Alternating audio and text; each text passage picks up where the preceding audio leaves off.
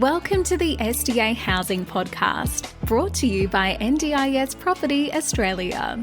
Before starting this episode, we need to provide a general disclaimer. Information contained in this podcast is general in nature only. It does not take into account the objectives, financial situation, or needs of any particular person. You need to consider your financial situation and needs before making any decisions based on the information in this podcast. And you should consider seeking independent and professional advice for your personal circumstances. All right, let's begin.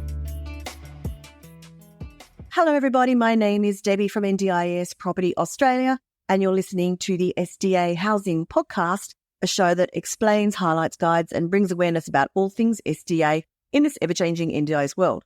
Similar to a recent podcast we did that has got actually nothing to do with SDA and NDIS, the Bali developments, we are revisiting that. I've got guest speakers, Rob and Ian, with me again. Hi, guys. Hi, Debbie. Hi, Ian. Hiya. Good morning.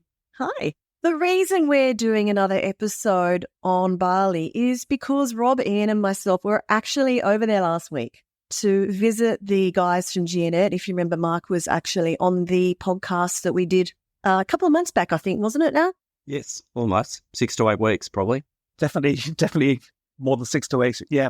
Yeah. So we were invited to go over and have a look at projects, meet the team, find out more about them, because they do wish us to come on board as a channel manager. And I just want to add that obviously this is not going to be NDIS Property Australia, but our parent company, Build New Homes. So Rob actually was over there on holiday, and we thought that was a perfect time to pop over while he was there and have a quick look. So Ian and I flew over for a very short visit, just 3 nights. We got back a week ago, and we have had a very interesting time. We all went in, with a level of skepticism, wanting to really find out more about these people, who they were, who GNet was, and was this for real? Because, everything we're hearing, the returns are they unrealistic? They seem crazy good.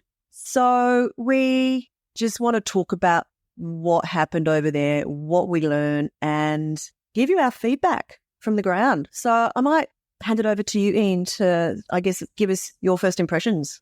Well, obviously, we've been looking at this since May, and we've seen quite a few things change. But there's one thing looking at it online from the perspective of looking at it from our client's point of view, and then getting over there and actually meeting the people. So having gone over there, they were as well organized and they were the perfect hosts. And apparently the way we were treated is the way they treat the investors that are coming over to see the various projects. So it was a really nice, smooth process for us. It was probably one of the nicest Bali trips I've had in terms of ease of getting around to where we wanted to get to. And it was just overall, I came away with a very positive impression of the organization, the company and the individuals. We did get to see behind the scenes quite a bit. So that was really important, because you can see a facade, but what's underneath them, if you scratch the surface, what do you see? And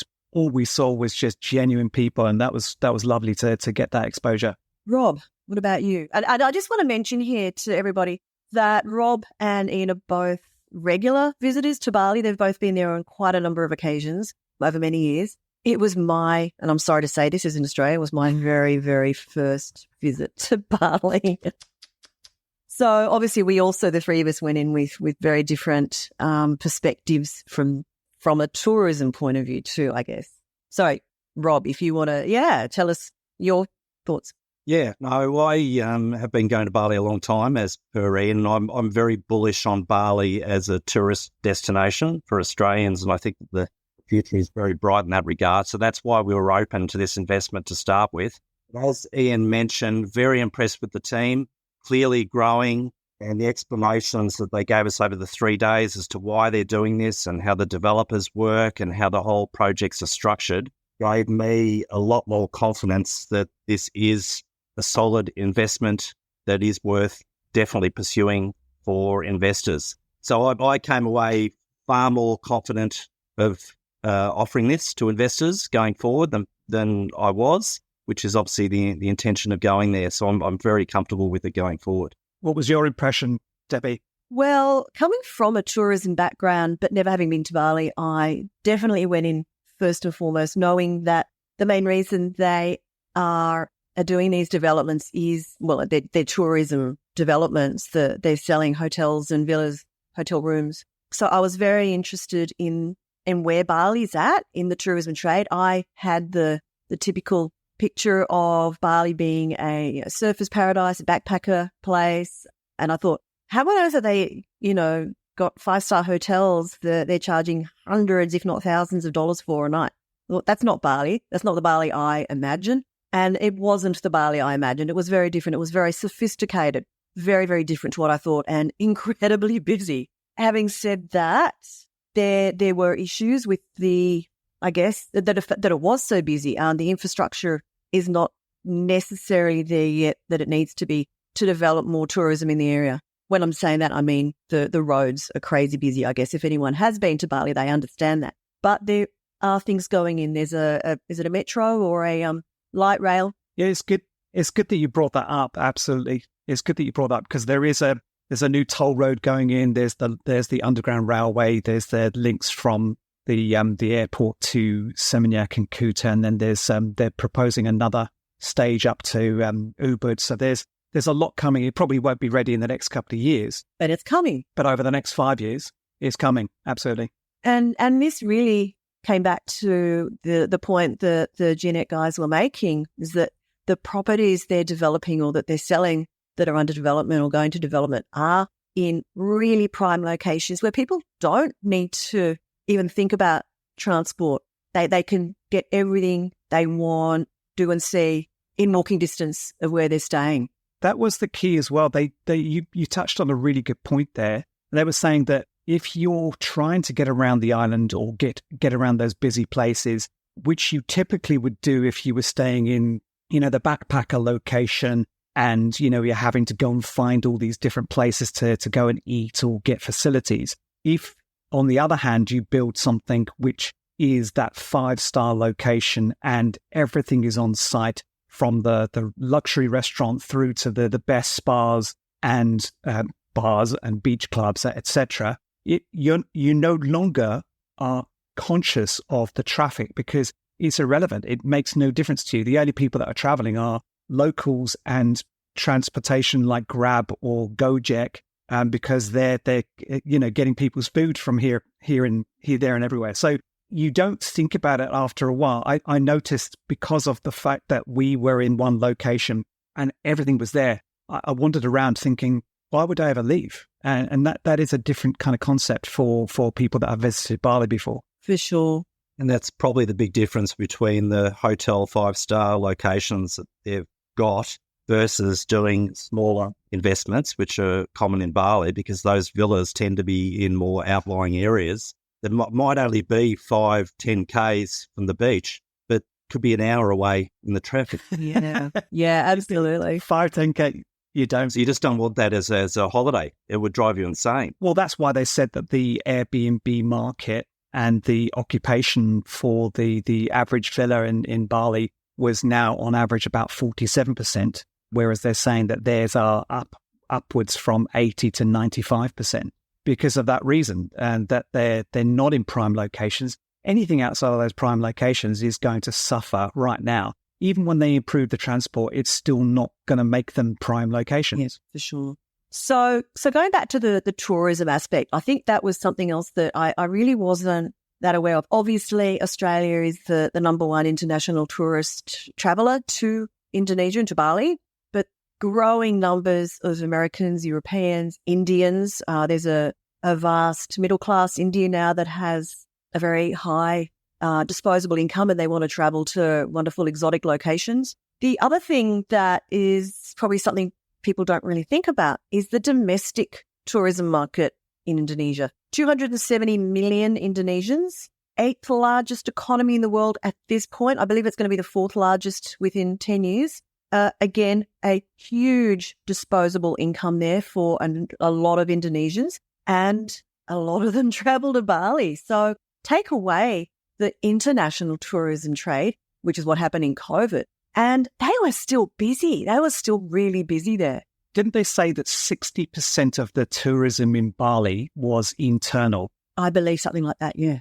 And that's why that was a question that was brought up on one of the webinars or one of the Zoom calls. And it was, well, what happens if there's another COVID? And actually, it was just interesting to hear them say it live that when we were there. And they said, oh, look, these places were full. In the prime locations, they were full, and they were full of people that were local and Indonesians. So there wasn't a case of, all these empty, desolate properties. It was thriving and bustling. I remember somebody also talked about Canggu, and they said that it was as busy as it was prior to COVID locking everything down. It's just that it was busy with different people. Yeah.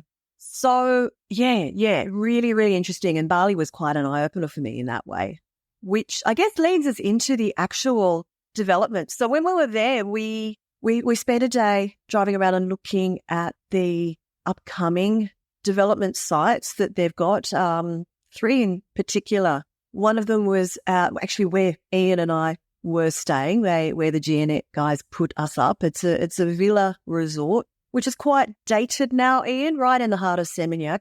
Probably 25 years old, I guess. At least. Definitely in need of major revamp, renovation. But what's happened is the developer has actually purchased the entire site, and I believe they're operating until February. Come March, they're going to raise the entire site and build hotel and villa complex on it. That's going to be one of the new developments. There was also a small little group of villas which are newer. They're going to just be doing a refurbishment of that. They were lovely. But the one that I think excited all of us was the Royal Beach redevelopment. Do you want to tell us about that?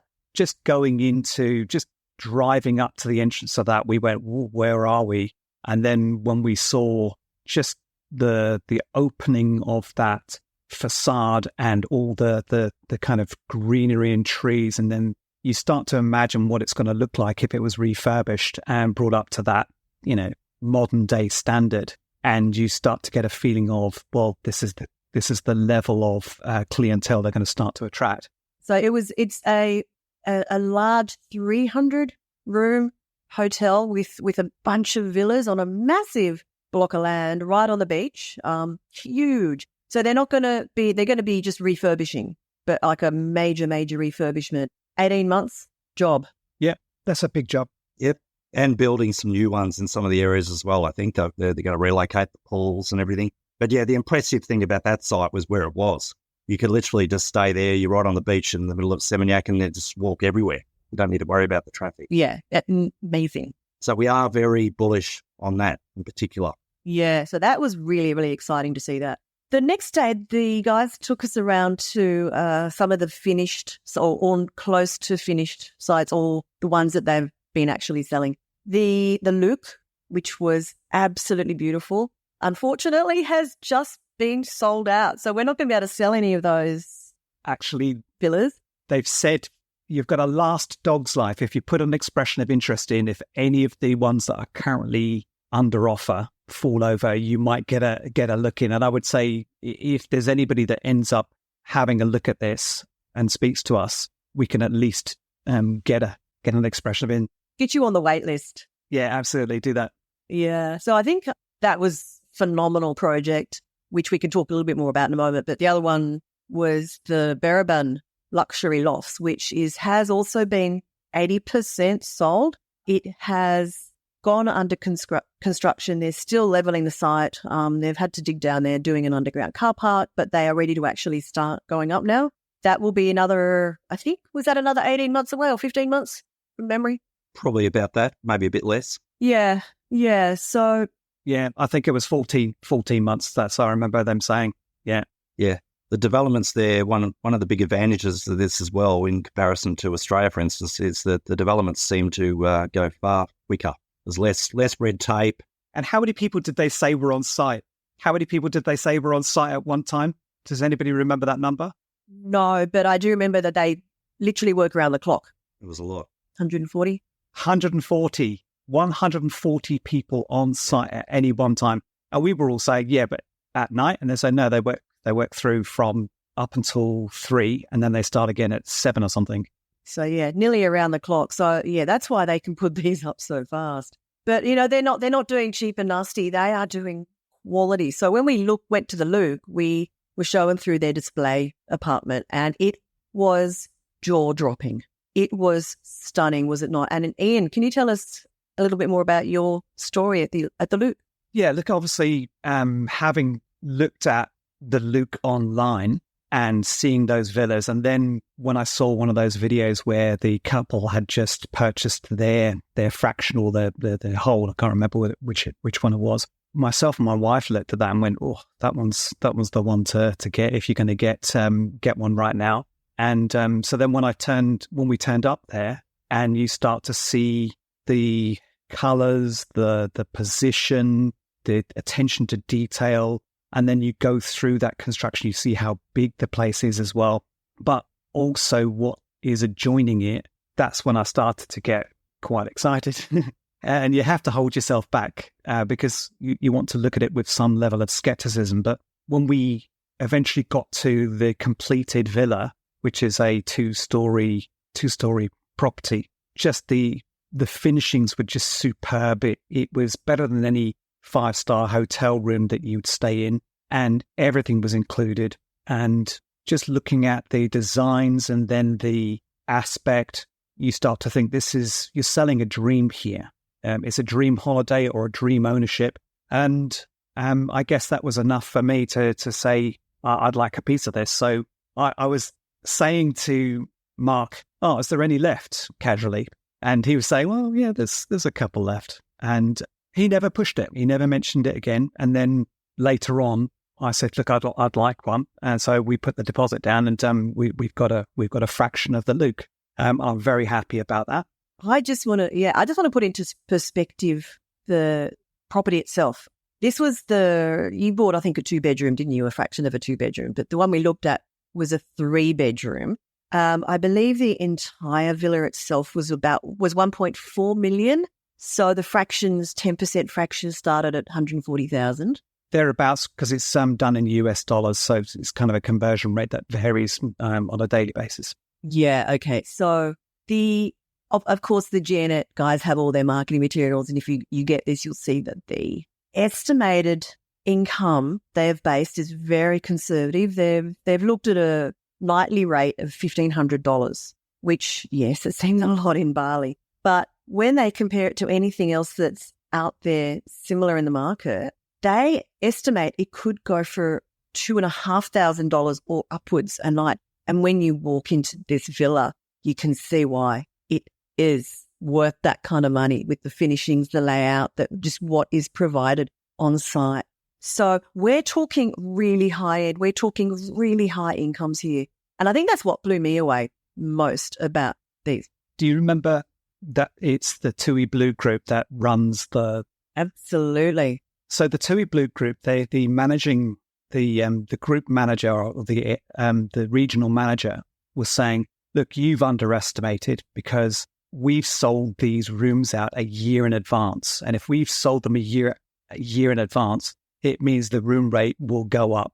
And they said they think it will be double what was advertised. Now, whether that eventuates or not doesn't matter, but the fact that they're so confident about it, and they alone brought 156,000 people to Bali through their own networks. If they've now got a hotel with 14 villas and 108 rooms, that's going to be their first port of call. And that's what's happening with the partners that they're working with. They're saying to the likes of Flight Centre, if they're doing a development with Flight Centre who've going to manage other developments with them, where are they going to promote first? Where in all the malls around Australia, where are you going to see? You're going to see these developments being promoted up front and primary. And that's something that's really exciting for our investors as well. Rob, do you want to talk more about those connections that they've got with TUI Blue and Flight Centre? I was just going to say, in the returns that everything's based on, that anyone interested will find out from us, are 75% occupancy. It's currently in the low to mid-80s for most of Bali. And as Ian's mentioning, these particular developments with the high-end partners in like Flight Centre are likely to be in the low 90s. So therefore, the returns will be higher. And they're all associated with high-end international brands. which obviously it's a different world to what some of us might live in. But you had Gucci, you had a famous chef running the restaurant there. A 3 Michelin star chef. Yeah.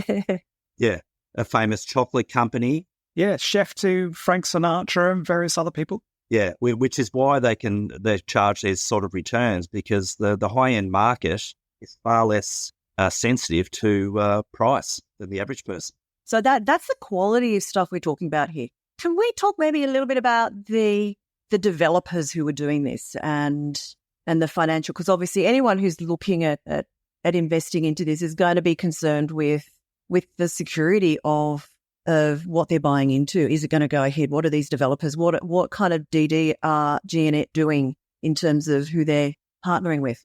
Yeah, my biggest concern with this whole process from the start was, what's the risk during the process before they're necessarily finished? Now, the one thing that Mark and the team mentioned that became very bullish for me was that we're dealing with developers with huge financial resources over in Indonesia, and there is no bank finance involved in these projects. What did you say about the bank finance? Because you said, there was something you said that really caught me, and it was like, oh, wow, okay. You said something about bank finance being, if something went wrong, the banks are primary. They're going to get their money first. Yeah, I've got a lot of experience in this area over the last 20 years dealing with developers, and through the GFC and other issues, that whenever there's a problem in the property market, and there always will be, and there will be in the next 5-10 years, there'll be at some point where the property market has a problem. If these developments are funded first mortgage by banks, unfortunately, generally, the whole projects can go belly up very quickly, because all the banks are concerned about is getting their funds back.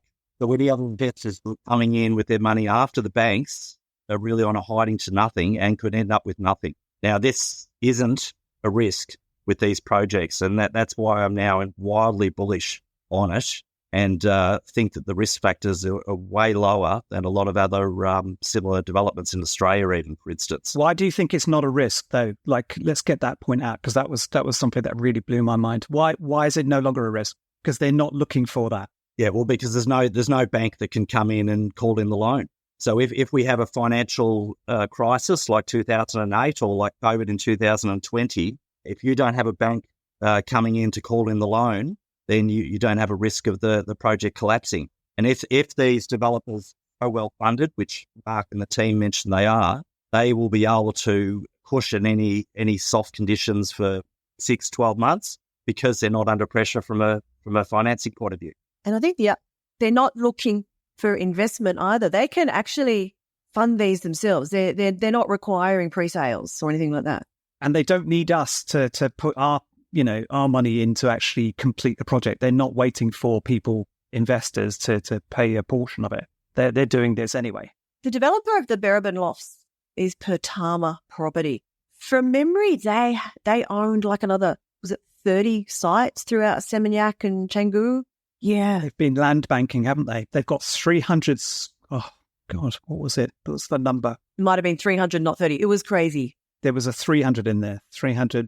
The number of properties they own. So they've got big money behind them. They don't need ours, but they are just building phenomenal. In fact, it was really interesting that with the Berabin Lofts, they'd sold, I guess, 50% of the project GNet had for Pertama. Yeah, and they had this beautiful design development, but Pertama themselves were looking at it and saying, you know what? I think we can make this better. And they redesigned everything. They've decided to go down, put a car park underneath, turn the ground floor car park into a bunch of studio units. So they increased it by another 64 units, I think, something like that. Totally redid the facade, made it far more sexy, didn't charge any more for the properties than they were already charging. So the current owners didn't have to pay any more for this far upgraded project that they'd already bought into. So that's the quality of developer that they're working with here. And they do turn away probably 90% of the developers that come to them with properties that they want GNet to help them market, because they got a 32-point checklist. And I thought, you could just say 64 or you could say 25. But he was going through some of the details as to what they need to get through and how they need to understand the project. And when they're choosing who to work with, it's so important that you get that right, because obviously the investors are the ones that will pay the price at the end. And their parameters were, from what I could see, very, very sound parameters, things that we'd all want to know were in place. And this developer is an epitome of that. So I guess we should just give a very brief overview again of the structure of this investment or these investments that GeoNet are putting forward for the Bali market. They obviously they've sold out, Luke. They're 80% sold on Barabal, but we know of 3 new projects that will be coming online pretty soon. How they structure it is, firstly, you can buy an entire unit, full price, own the entire apartment, villa, whatever it is, or you can buy a fractional of it. Some of them might be 25%, so 4 parts of a unit, or 10%, so 10 parts in a unit. As a fractional owner, do you want to explain more about how that works, Rob? Well, the fractional, as you mentioned, means that obviously to make the chunks a bit lower and make it more palatable, at least initially, to dip your toe in the water, where these properties might be 4, 5, 800,000, $1 million. If you bought the whole lot, you can get in for as little as 60,000, for instance. So it's a great way to start, makes it more accessible for self-managed. Yes, so it's definitely available. Makes it more accessible for redrawing and refinancing your own property portfolio in Australia.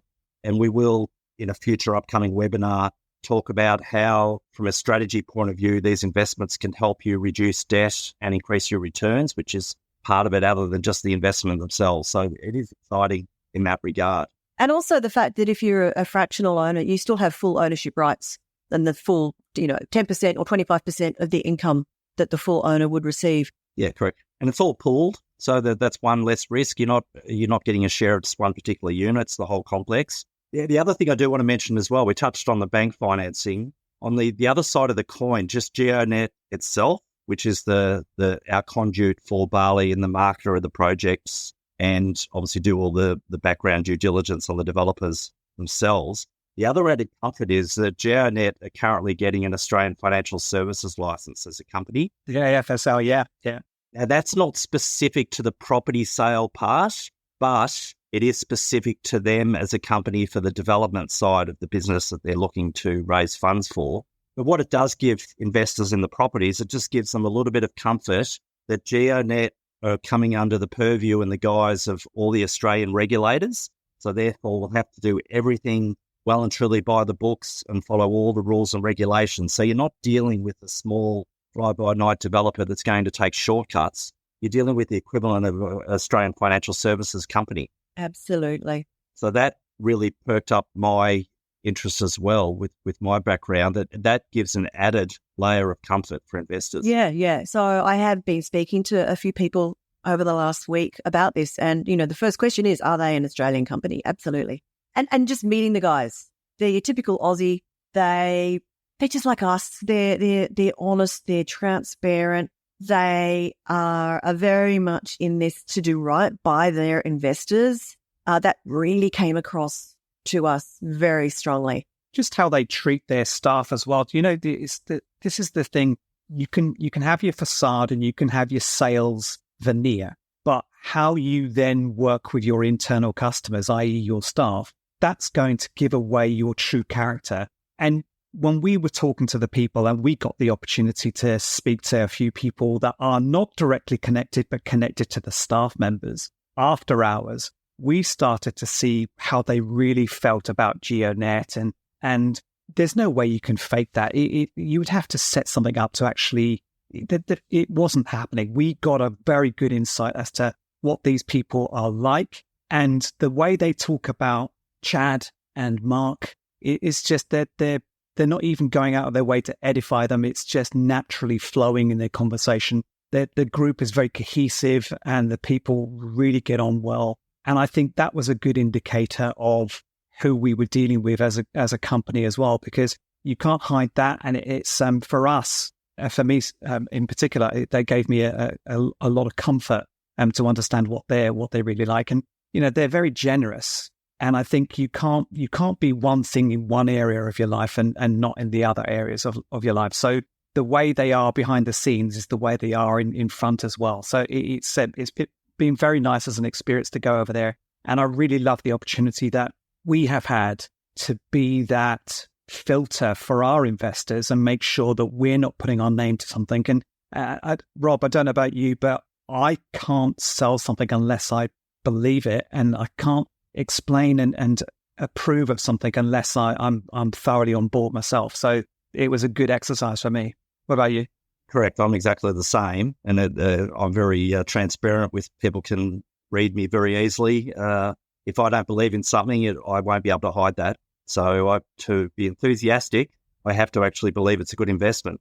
And I think that this could be a very, very good investment. Yeah, look, I think the thing we came away with, the three of us, was that these guys are doing the right thing by their investors, by their channel partners. They have an amazing product or series of products that they're putting out into the market that we really believe in, and we believe in them. Did you get anything in a nutshell?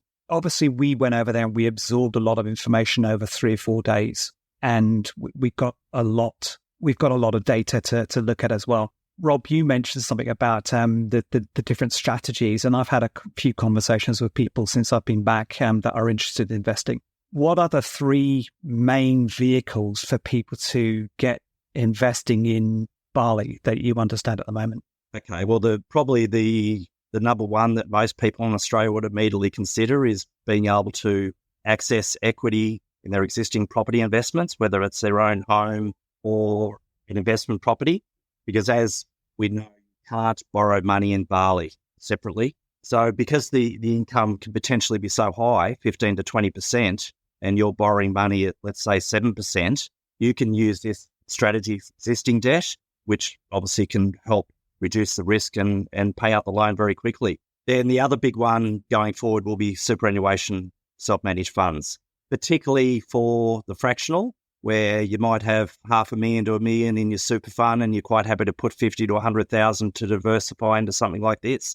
And then, of course, some people might just have available cash for $50,000 or $100,000 that they want to look to invest in something that returns a high yield. What I've noticed in speaking to people briefly is the people that were looking at some of the other high yield opportunities that we have presented over the last 3 or 4 years, if that was too high a barrier, this actually has a very accessible entry point into investing in something that's going to give them a return.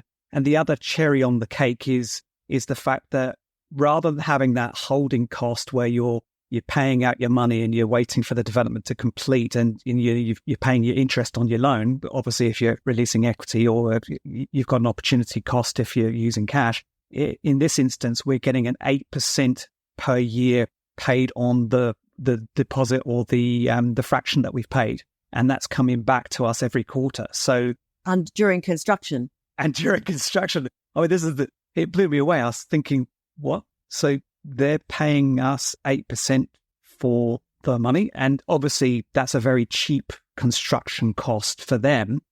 But for us, that's such a bonus. You're not going into a negative while you're waiting for that property to be built. And so all of those things together came together in our minds, and we came away with a very positive impression. Yeah. And the other thing that really stood out to me over the 3 days, and again, you can't fake that, is that all of the guys, Mark, Chad, absolutely love Bali. And they've got no intention, from what they said, of ever coming back to Australia. They see that as their permanent home. So that was infectious. That was making, I think, you and I think, well, I wouldn't mind spending quite a few months of the year over here as well with this. Once you've got a foot in the door, it makes it much more feasible. That's the other thing we haven't touched upon. If you do have a fraction or an ownership of a property, automatically you get a number of days, up to a maximum of 21 days, in that 5-star accommodation every year. Obviously, it's up to a maximum of 21, but you'll have a proportion of that based on how much you've invested. But also, if you own an entire unit, you can take it out of the property pool and live in it. Yes. Yeah, you can retire in it down the track. You could do all sorts. As long as, that was the other thing they mentioned, if you're buying it via your SMSF, obviously it's got to be at arm's length. And but once you go into your retirement phase, you can actually live in that property. It's no longer deemed as needing to make an income for the SMSF. You are able to choose to live in that property. I don't know why you would. I think you'd still rent it out and probably locate yourself somewhere else, maybe not quite as 5-star living, but it would certainly make sense to keep that property as an investment. Yeah, but I believe that they do have some of their buyers who have bought two. One as an investment, one to live in. To have that spare cash. Yeah. Look, I guess I don't want to sort of talk too much about the nitty-gritty details today. This was really just to give everybody listening a bit of an insight into, what we learned and why we are so confident and excited about this project. We have now met the guys, met the team, been behind the scenes, been through their office, met their staff, seen the projects, and really we understand how it works and why it works as well as it does. So if you do want to know more information, there is going to be a webinar that GNet are holding 6:30 p.m. Australian Eastern Standard Time on the 18th of September. If you are on our database, you most likely did receive an email. There'll be a few more going out over the next week and a half before that event. So if you do wish to tune into that webinar, please reply to that email or just reach out to us and we can register you for that. And you'll get a really good overview of exactly how it works and the properties that they've got for sale. So it'll be nice and visual, all pretty pictures of what they look like and what Bali's like at the moment. It will definitely be worth, investigating, I think, if this is of any kind of interest to you. So have you got any last words for us, Ian and Rob? No, just look forward to the webinar and then speaking to any investors who want to find out more. We'll happily help them with it. The weather was fantastic when we were over there, and the people are great, and the investment opportunities, they're very, very accessible to Australians. And there's a level of confidence that you get from this type of investment that surprisingly might be more confident you get from some of the Australian offerings that there is in and around Australia. So definitely overcome your skepticism and at least ask the questions. I think that's the key to this. For many of us who are not originally from Australia, it's a little bit easier to get your head around investing in another country, but their legal jurisdiction is very solid, and they are a very well-developed nation, and they're following the rule of law. And I would say that I feel very confident about their investment arena now and moving forward. Absolutely. Okay, well, I think that wraps up. There's lots more we could talk about, but we won't today. I'm sure that we'll be doing some more episodes in the future on this Bali investment property concept and idea as we get more into it. But yeah, so in the description of this episode, we will just put a little bit more information about the Bali investment. And of course, do get in contact with us if you want to register for that webinar. We'd love to see you on it and look forward to talking more about this in the future. Thanks. Bye. All right. Thanks, Debbie. Thanks, Ian. Great. Thank you. Bye. We hope you enjoyed this episode. Please make sure you are subscribed and following us so you can keep in the loop with all of our upcoming episodes. We would really appreciate it if you could leave us a 5-star rating, a written review, and to share this podcast with those that could benefit. Until next time, catch you on the next episode.